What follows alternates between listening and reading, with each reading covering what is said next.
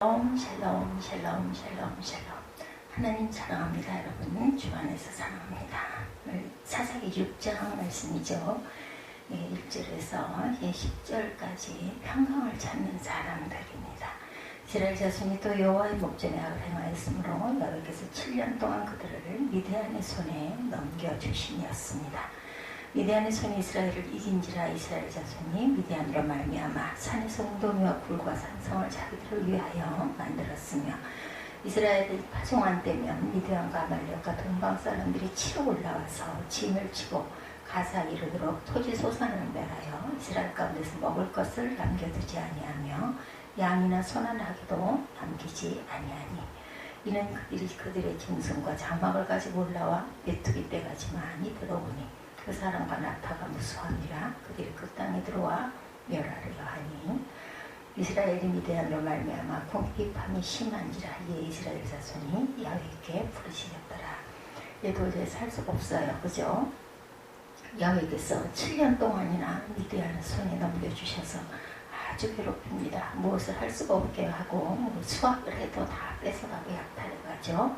이스라엘 자손이 미디안으로 말미암아 야훼께 부르시셨으므로 여호와께서 이스라엘 자손에게 한 선지자를 보내시니 그가 그들에게 이르되 야훼께서 이같이 말씀하시기를 이스라엘의 하나님 내가 너희를 애굽에서 인도하여 내며 너희를 그 종 되었던 집에서 나오게 하며 애굽 사람의 손과 너희를 학대하는 모든 자의 손에서 너희를 건져내고 그들을 너희 앞에서 쫓아내고 그 땅을 너희에게 주었으며 내가 또 너희에게 이르기를 나는 너희의 하나님 여호와이니 너희가 거주하는 아모리 사람의 땅의 신들을 두려워하지 말라 하였으나 너희가 내 목소리를 듣지 아니하였느니라 하셨다 하니라. 오래전 당시 세계의 중심이었던 로마를 터벅터벅 건넌 어떤 청년이 있었습니다.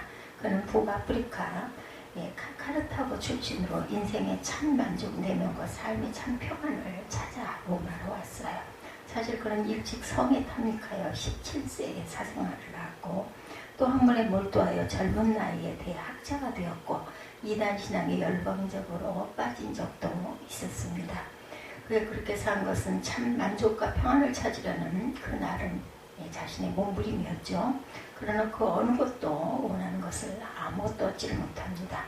아무리 본능에 충실하게 살아보아도 아무리 학문적인 성취를 이루어보아도 아무리 열광적으로 종교에 빠져보아도 만족과 평안은 어디에도 없었어요. 그래서 로마에서 원하는 것을 찾을 수가 있을까 하고 로마에 온 것입니다. 그러나 로마에서도 그런 만족과 평안은 찾을 수가 없었습니다. 그러다가 성경 말씀을 통해서 예수를 만남으로 참 만족과 평안을 얻었어요. 그가 바로 우리가 성자라고 부르는 어거스틴입니다. 자, 여러분들은 어떠십니까? 우리 시대 사람들은 또한 어떨까요? 지금 우리 시대는 모든 것이 넘치는 시대이고 남은 것을 잘 버리기 위해 분리수거를 잘 하는 것이 아주 잘 사는 방법 중에 하나죠. 그런데 모든 것이 차고 넘치면 만족할 것 같았는데 이전보다 더 만족하지 못하고 더 평안하지 못합니다. 도리어 좌절과 불만과 불명과 긴장 등의 단어들이 더 익숙한 시대가 되어버렸죠. 사실 좌절, 절망, 불명, 긴장 등의 단어들은 역설적으로 뭔가를 미친 듯이 구한다는 뜻이고 그렇게 해도 만족할 수 없다는 뜻입니다. 아무리 먹어도 만족하지 못하고 아무리 잘 입어도 만족하지 못하고 아무리 많은 것을 소유해도 만족하지 못합니다. 도리어 공허함만 더해지는 것이 현대인의 실상이죠. 그래서 사람들은 쉽게 생명을 포기해버리는지도 모르겠습니다. 그런데 인생이라는 것과 세상살이가 우리를 평안하도록 그냥 내버려 두지를 않죠. 고생하다 조금 안정되어 편해져서 이제는 됐다, 좀 쉬자, 이제부터는 힘들지 않고 잘 갈 수 있겠지 이렇게 기대하면 예상치 못한 일이 땅하니 터지는 이런 삶, 이런 문제 속에서 우리는 매일매일 살아갑니다. 가장 절망적인 것 중에 하나가 안정되어 뭔가를 누릴만 할 때 갑자기 몸에 이상이 생기죠. 건강이 나빠집니다. 그뿐 아니라 시가에 문제가 생기고 친정에 문제가 생기고 아이들에게 문제가 생기고 또한 부모님에게 문제가 생깁니다. 돈에 문제가 생기고 친하게 지던 사람들과 또한 문제가 생기기도 하죠. 그래서 언젠가부터 편하고 문제가 없으면 불안해지기도 하죠, 여러분들.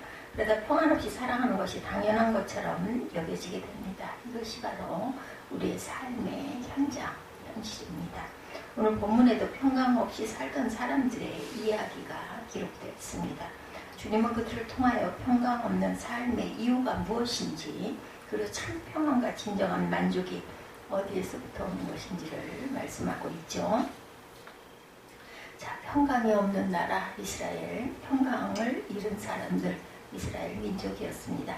이스라엘 백성들이 미디안의 지배를 받게 되죠. 미디안은 아브라함의 부처인 그두라가 낳은 아브라함의 넷째 아들입니다. 창세기 25장 2절이죠. 말하자면 그 이스라엘과 먼 민족이라고 할 수 있는 혈족의 사람들, 그들은 주로 아라비아 반도에서부터 북쪽으로 요단강 동쪽 모압의 경계까지 널리 퍼져 살면서 소아양과 낙타를 치면서 유목 생활을 합니다. 이사야 60장에 증거하고 있습니다. 미디안 사람들의 지역이 사이와 홍해, 사이 가데스 바네아를 중심으로 바란 광야에 거주하던 아말렉 사람들과 함께 이스라엘을 침입을 합니다. 아말렉 사람들의 지역은 또 다른 한 무리, 그들은 동방 사람들. 창세기 29장 1절에 보면 처음으로 등장하는 이 동방 사람들은 당시 이스라엘을 중심으로 동쪽 끝인 메소포타미아 사람들이었어요. 메소포타미아 사람들이 서쪽으로 와서 이스라엘 아래쪽 수르 광야, 바란 광야, 신광야 지역에서 유목민으로 살고 있었는데, 바로 이들이 같은 유목민인 미디안 사람들이 이스라엘을 공격할 때 합류한 것입니다. 이러한 미디안, 아말렉, 동방 사람들의 동맹군들은 모두 한 곳에 정착해서 문명을 이룬 사람들이 아니었죠. 즉 떠돌이, 어중이 떠중이 여러 부족이 섞여 사는 그 연합을 하여서 이스라엘을 공격했고, 이스라엘은 그럼 그들을 이기지 못하고 패배스러운 7년이라는 긴 생활 동안 그들에게 착취당하고 짓밟힙니다. 그렇다면 그들에게 짓밟힌 이스라엘의 7년은 과연 상상이 가시죠, 여러분? 미디안 동맹군들은 약탈자들이었습니다. 그들의 노력질이 얼마나 심했든지 이스라엘 백성들이 자기 기업, 자기 고향을 떠나 산속으로 심어 들어가서 살 정도였습니다. 오죽 힘들었으면 집과 고향을 아주 버렸겠어요. 그렇게 산으로 피난 가서 그곳에 구멍을 파거나 굴을 뚫어서 살고 산성을 쌓았습니다. 그러나 그것도 미디안을 피할 수는 없었죠. 이스라엘의 산으로 도망가자 미디안, 아말렉, 동방의 동맹군들은 파종할 때부터 추수기까지 시도 때도 없이 거의 연중 내내 이스라엘을 침입하죠. 그들은 유목민이었어요. 그렇죠? 유목민은 일정한 곳에 집을 짓고 사는 사람들이 아닙니다. 낙타나 말을 타고 이리저리 옮겨다니며 장막을 치고 생활하는 사람들인데, 그렇기 때문에 이스라엘이 마을에 있던 산에 있던 상관없이 쳐들어와서 휩쓸고 지나갈 수가 있었습니다. 또 어떤 경우에는 이스라엘 백성들이 산속에 밀하는 임시 거주지에다 텐트를 치고 장기가 머물면서 괴롭히기까지 합니다. 이런 그들을 본문은 메뚜기 떼로 비유합니다. 정말 메뚜기가 아니라 이렇게 사는 사람들, 임시 거주지에 텐트를 치고 산속에서 이렇게 침입하는 이런 자들을 메뚜기 떼. 수십억 마리의 메뚜기 떼가 농가를 습격한 사진이 있죠. 우리 많이 봅니다. 오늘 본문에 그들이 메뚜기 떼 같다라는 말에는 수적인 의미가 있어 이렇게 많다라는 거죠. 개미떼나 벌떼처럼 새까맣게 몰려옵니다. 즉 숫자가 엄청나게 많았다라는 뜻이죠. 메뚜기 떼 같다라는 말에는 시간적인 의미도 있습니다. 산속에서 신속하게 몰려와서 강탈한 후에 신속하게 빠져나간다라는 뜻을 갖고 있습니다. 그런가 하면 메뚜기 떼 같다는 말에는 그들이 지나간 뒤에 파괴 정도가 너무 심했다라는 의미도 있습니다. 지금 저희들이 메뚜기 떼가 지나간 후의 상태, 사진으로 보면 보이죠. 마치 태풍이 휩쓸고 지나간 것처럼 완전히 쑥대밭이 됩니다. 이렇게 미디안 동맹군들이 씨앗이나 종자까지 모두 강탈해 감으로 이스라엘 안에 식량이 없게 만들고 또 가축들을 빼앗아 감으로 살아있는 것을 찾아보기가 힘이 듭니다. 이것이 메뚜기 때보다 더한 미디안 동맹군들에게 짓밟히고 있던 이스라엘의 참상 실상입니다. 평강이 없겠죠. 당연히 나라의 안 사정이 이러다 보니 개인의 사정은 더 심할 겁니다. 본문은 나라가 고통의 세월을 보낼 때 한 개인의 삶은 어떠했는지 11절에 보니 여호와의 사자가 아비에셀 사람 요아스에게 속한 오브라에 이르러 상수리나무 아래에 앉으니라. 마침 요아스의 아들 기드온이 미디안 사람에게 알리지 아니하려 하여 밀을 포도주 틀에서 타작하더니 이스라엘의 부르짖음을 들으신 여호와께서 혹은 여호와의 사자가 므낫세 지파의 아비에셀 집안에 속한 요아스라는 사람의 땅을 찾으십니다. 먼저 여호와의 사자가 앉은 상수리나무 아래라는 표현을 주목해 봅니다. 성경의 상수리나무는 종종 우상 숭배와 연관이 되죠. 이사야 44장 14, 5절에 증거되어 있습니다. 또 기드온의 아버지가 섬기던 우상전 목신인 아세라를 찍어 불태운 것으로 보아서 기드온에 붙인 요아스는 아세라를 숭배하는 사람이었습니다. 무슨 말인가 하면 므낫세 지파의 지도자로 보이는 요아스의 가정조차도 우상 숭배를 하고 있는 가정이었다. 그때 요아스의 아들 기드온은 어떤 일을 하고 있었나? 기드온은 포도주 틀에서 밀 타작을 하고 있죠. 원래 밀은 마당이나 넓은 들에서 타작용 마차나 황소를 이용하여 타작을 하는 게 원칙인데 기드온은 포도주를 만들기 위해 바위를 파서 만든 웅덩이에서 밀을 타작하고 있는 거죠. 기드온이 포도주 틀에서 타작한 것에 대해 추수하여 거둔 것이 너무 적어서가 아니라 그가 겁쟁이나 적들을 두려워해서 포도주 틀에서 타작을 하고 있다라고 성경에 기록하고 있습니다. 즉 기드온은 우상 숭배하는 가정의 아들이었고 겁이 많아 포도주 틀에서 타작을 하는 소심한 그러한 사람이었다. 그런데 기드온에게 그보다 더한 문제가 있습니다. 여호와의 사자 즉 신령한 존재의 영광스러운 방문을 기드온이 받게 됩니다. 거기다가 이 존재에 대해 학자들은 여호와 하나님 자신이라고까지 말씀을 하죠. 그럼 어떻게 반응하는 것이 옳을까요, 여러분? 아브라함이나 롯처럼 여호와의 사자 방문을 받자 자기 앞에 있는 존재가 누구인지는 몰라도 그 앞에 무릎을 꿇고 경배를 하든지 아니면 이사야처럼 죄인이 거룩하고 신령한 분을 배웠으니 죽을 일만 남았다라고 절망하는지 해야 옳은데 기드온은 좀 다른 반응을 합니다. 13절에 보면 여호와께서 우리와 함께 계시면 어찌하여 이 모든 일이 우리에게 일어났나이까 따지죠. 자기를 찾는 하나님께 누구시냐 무슨 일이라고 묻는 게 아니고 다짜고짜 우리 하나님의 백성이라면 왜 이 모양이냐 우리는 왜 이렇게 살아야 되느냐라고 불평을 합니다. 잘못된 사람 같죠? 그런 점도 있습니다. 늘 감시당하는 사람의 기분, 그죠? 어떻겠어요? 정말 괴롭겠죠? 눈도 마주치기 싫은 사람과 함께 있는 기분, 정말 괴롭습니다. 내가 가진 것을 몽땅 빼앗아가는 사람, 그리고 그런 삶이 반복될 때 그런 마음 아주 정말 원수 같겠죠? 뭔가를 생산해내는 족족 전부 빼앗기다 보면 정말 혈기가 충천합니다. 마을이나 성읍에 살다 적들을 피해서 산으로 왔더니 거기까지 찾아온 적들에게 그나마 남은 곳까지 몽땅 털리고 타성을 위한 씨앗과 약간의 가축들마저 다 빼앗기는 기분 죽고 싶을 겁니다. 그렇게 우리의 것을 강탈당해서 우리가 보는 앞에서 그것을 먹고 즐기는 원수들을 지켜보는 심정은 과연 어땠을까? 이것이 그 시대 기드온을 포함한 이스라엘 사람들의 현실이었습니다. 그럼 그들에게 가장 필요한 것이 뭘까? 단 한 번 잠시라도 적들의 눈치를 보지 않고 추수에 대한 기대와 소망으로 씨를 뿌리고 그것을 거두어 수확의 기쁨을 누리는 것, 어린 자녀들이 배부르게 먹는 것, 두 다리 쭉 펴고 편하게 잡는 것, 그렇죠? 아주 본능적인 그런 욕구의 충족, 그것이 가장 필요했을 겁니다. 이것을 한마디로 하면 샬롬, 평강이죠. 이스라엘에게 이 평강은 절대로 있지 않았다라는 겁니다. 불안하고 초조하고 두렵고 겁나고 긴장하고 분노하는 일만 반복이 되다 보니 여호와 혹은 여호와의 사자의 방문을 받아도 정상적인 예를 갖출 그런 반응은 일어나지를 않습니다.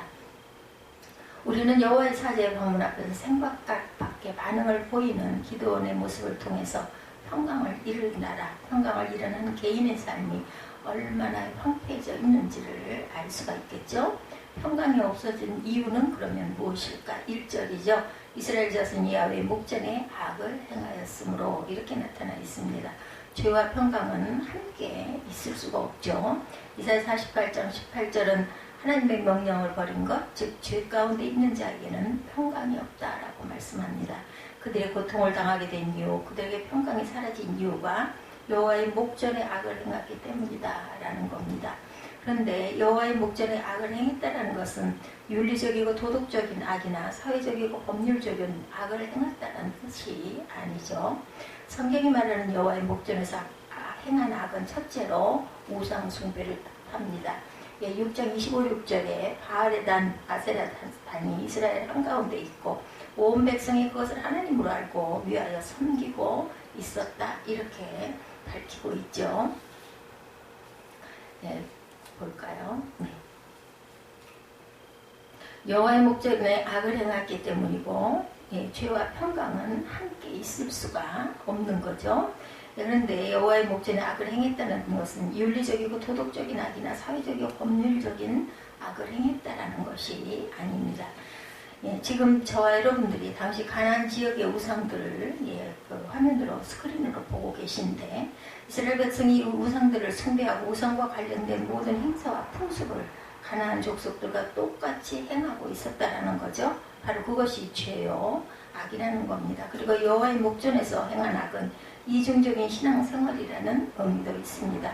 한편으로 하나님을 섬기면 다른 편으로 우상을 섬겼다라는 이야기죠.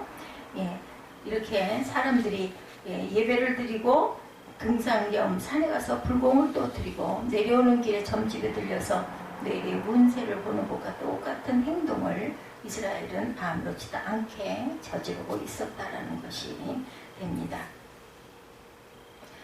세 번째로 여호와의 목전에서 악을 행했다는 것은 하나님을 향한 예배의 우상 숭배가 혼합되어 있었다라는 뜻도 되죠. 그야말로 쾌지나 칭칭 이것을 계속 하고 살았다라는 겁니다. 할렐루야 타불의 삶을 함께 살았다라는 거죠. 혼합된 그런 신앙 뿐만 아니라 죄는 적극적으로 범한 것만 아니라 소극적으로 행하지 않은 것까지 모두 포함하고 있습니다. 성도는 하나님의 영광과 하나님의 나라를 드러내도록 세상 모든 사람들의 백성이 되도록 만드는 일에 우리가 부름을 받았는데도 불구하고 이 사람들은 그런 마음에 그런 책임감을 하나도 느끼지를 않고 살았다는 거죠. 사사기 말씀 잠깐 보도록 합니다.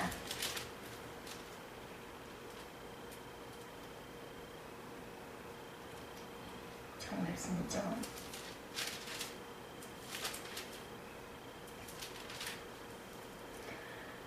기드온이 여호와를 위하여 거기서 달세단을 쌓고 그것을 여호와 살롬이라 하였더라. 그것이 오늘까지 아비셀 사람에게 속한 오브라에 있더라. 기드온이 그가 여호와의 사자인 줄을 알고 이르되 슬프도소이다. 주 여호와여 내가 여호와의 사자를 대면하여 보았나이다 하니 여호와께서 그에게 이르시되 너는 안심하지 말라 두려워하지 말라 죽지 아니하리라 하시니라. 하나님의 사자가 그에게 이르되 고기와 무교병을 가져다 이 바위에 넣고 국을 부으라 하니 기드온이 그대로 하더라. 여호와의 사자가 손에 잡은 지팡이 끝을 내밀어 고기와 무교병에 대니 부려봐 이스라와 고기와 무교병을 살랐고 여호와의 사자는 떠나서 보이지 않더라. 기드온이 그에게 대답하되 나의 주여 13절에 보면 여호와께서 우리와 함께 계시면 어찌하여 이 모든 일이 우리에게 일어났나이까.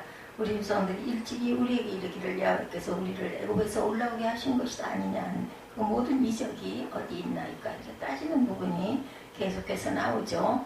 11절에 여호와의 사자 아비에셀 사람 요아스에게 속한 오브리가 이르러 상수리 나무 아래 앉으니라. 마침 요아스의 아들 기드온이 미디안 사람에게 알리지 아니하려 하여 밀을 포도주 틀에서 타작하더니 증거하고 있습니다. 이스라엘이 얼마나 잘못되었는지 이스라엘이 제사장 나라로 부름을 받고 그것이 신에서는 언약의 현장에서 선포되기도 했었죠. 그러나 그들은 단 한 번도 열방을 위한 제사장의 삶을 살지 않았다. 그것이 또한 죄이죠. 바로 이런 이유 때문에 하나님은 미디안과 아말렉과 동방 사람들로 그들을 징계하시고 그로 인해서 그들에게 평강이 사라졌다는 거죠. 러시아의 소설가 FM 도스토옙스키죠. 죄와 벌 여러분들 잘 아시죠. 평강을 잃은 인간의 모습을 그 책에 보여주고 있습니다. 주인공 라스콜리니스크는 자신이 이용하던 전당포 주인을 사회의 해충에 불과하다는 이유로 살해합니다. 그러나 그는 그로 인해 몸과 마음이 극도로 쇠약해집니다. 살인을 하고 정상적일 수 있겠습니까? 예, 마치 정신병자처럼 극도의 불안에 시달렸고 끊임없이 악몽에 시달립니다. 그러다 자신 역시 한 마리 해충에 불과하다는 것을 깨달죠. 그래서는 경찰서에 가서 자수합니다. 그리고 그때서야 비로소 어느 정도의 평안을 찾게 되죠. 그는 자신을 알고 자신의 죄를 자백하기까지 평강을 얻지 못합니다. 죄가 있으면 당연히 평강이 깨지죠. 죄와 평강은 한자리에 당연히 있을 수가 없습니다. 그런데 문제는 이번이 처음이 아니라는 것. 기드온이 5번째 사사죠. 그 말은 이번이 5번째라는 뜻이에요. 이런 일이 일어난 게. 즉 이스라엘 자손이 야훼의 목전에서 악을 행함으로 해서 5번째 또라는 말이 반복이 됐다는 거죠. 거기다 이 또는 숫자적으로 5번째 또가 아니라 첫 번째 또는 8년 동안 지속된 또 3장 8절에, 두 번째 또는 18년 동안 지속된 또 3장 13절에, 세 번째 사사인 삼갈의 시대에도 이스라엘은 하나님 앞에서 악을 행했다 이렇게 나타났었죠. 그리고 네 번째 드보라가 등장하기 전 20년 동안 지속된 또, 또는 오늘 본문 7년 동안 지속된 또, 이 기록들을 모두 다 더한다면 엄청난 세월이죠. 이스라엘 백성들이 하나님의 목전에서 악을 행했다는 것은 단순히 오해가 아니라 5 곱하기 그 세월만큼입니다. 셀 수 없는 또 헤아릴 수 없는 악의 반복이었다는 뜻을 가지고 있죠.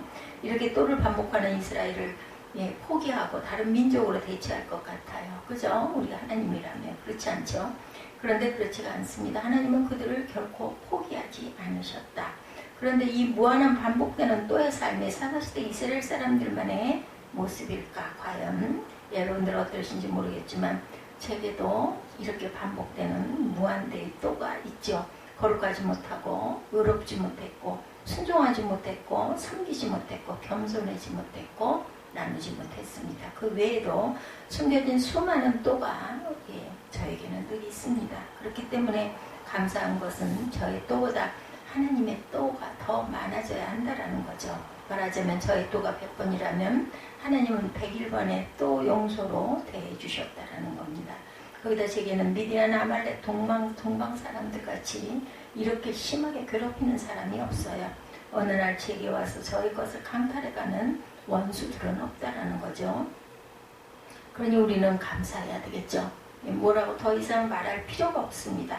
기드온 시대의 이스라엘과 별다를 수 없는 삶에 살고 있지만 하나님은 우리를 이렇게 너그럽게 대해주시는 하나님, 우리의 또보다 더 큰 또의 사랑으로 지금까지 우리를 먹이시고 입히시고 지켜주신 하나님께 감사하는 저와 여러분이 되셔야 할 줄 믿습니다.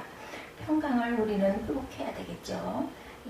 늘 평강하시기 바랍니다. 여러분들 그 평강은 어디로부터 누구에게서 오는 것일까? 24절을 잠깐 봅니다. 기드온이 야훼를 위하여 거기에 제단을 쌓고 그것을 여호와 살롬이라 하였더라. 그것이 오늘까지 아비셀 사람에게 속한 오브라에 있더라. 이렇게 말씀하죠. 진정한 샬롬은 오직 하나님이 주시는 것이라는 거죠. 거기에 단을 쌓고 그것을 여호와 살롬이라 하였더라. 예수 믿기 시작하고 100일간의 일기인 막전의 찐빵과 그 후에 100일간의 일기인 세상적인 찐빵이 저자인 이만재 씨는 그 책들에서 자신의 과거를 이렇게 회상합니다. 그는 10대 초반에 6.25 전쟁을 당해 혼자 남으로 피난을 와 전쟁의 아픔을 홀로 겪고 험한 세파에 시달리면서 오직 살아남기 위해서 또한 배우기 위해서 서울 시내 자기 이름으로 된 집판 학접을 꿈으로 몸부림을 쳤다고 합니다. 이 이만재 씨가. 그는 그런 자신의 삶을 전쟁터 한복판에서 살아남기 위해 몸부림치는 야전의 군인이나 생존하기 위해 싸우는 한 마리의 짐승과도 같았다. 이렇게 회상하고 있습니다. 그러다 47세의 나이에 주님을 만나고서야 처음으로 사랑을 알았고 평안이라는 것을 알게 됐다고 해요. 그가 처음으로 교회 발을 디딘 날 그가 받은 첫 느낌은 평안이었다고 합니다. 나는 지금 하나님의 포구한 침대에 눕혀있는 어린아이가 아닌가 이렇게 표현합니다. 일찍 10대의 집을 떠나 집과 부모의 품을 잊고 살던 그가 주님을 만나고서야 어린아이가 어머니의 품 안에서 느낄 수 있는 평안을 처음으로 맛봤다라는 거죠. 그래서 그는 하나님 당신의 이름은 평안입니까? 라고 묻습니다. 평강은 하나님의 것이죠. 완전한 평강은 하나님 안에만 있습니다. 그렇다면 평강이란 구체적으로 어떤 것일까? 성경이 말하는 샬롬의 의미는 정말 깊고 넓습니다. 첫째로 평강은 신체적으로 건강한 것이고 물질적으로 영광이며 삶의 안정됨을 뜻합니다. 이것은 개인적인 평강입니다. 두 번째, 군사적으로 평화이고 경제적으로 안정을 뜻합니다. 이것은 국가 공동체적인 평강입니다. 세 번째는 영적인 것, 즉 하나님과의 관계적인 측면의 평강을 뜻하기도 합니다.